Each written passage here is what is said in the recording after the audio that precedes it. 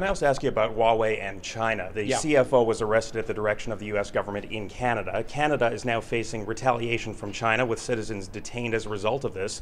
And the president seems to be politicizing this and suggesting he could interfere in the case and make this all about trade. So what is the president doing potentially to a close U.S. ally with his actions? Well, this is not the only thing that's the president's done with respect to Canada. Using the national security waiver against Canada, which is one of the best allies we have in the world, using national security waiver against other allies like Europe, highly unusual. And let's unwind back to the arrest of this individual. Why is it? On allegations of violating Iran sanctions, the snapback sanctions. The president shouldn't have backed out of the Iran deal. The president had both his Secretary of Defense and head of the Joint Chiefs of Staff look at the Armed Services Committee where I sit, and they both told us that the deal was in America's national interest.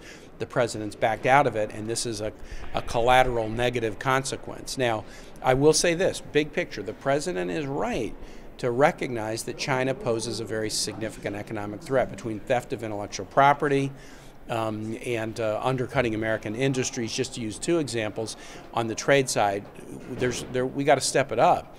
But the best way to deal with China on trade issues is to link arms with allies and then put pressure on together.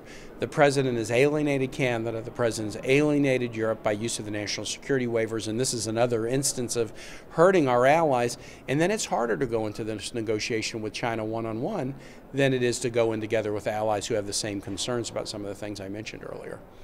All right, thank you. Thank you.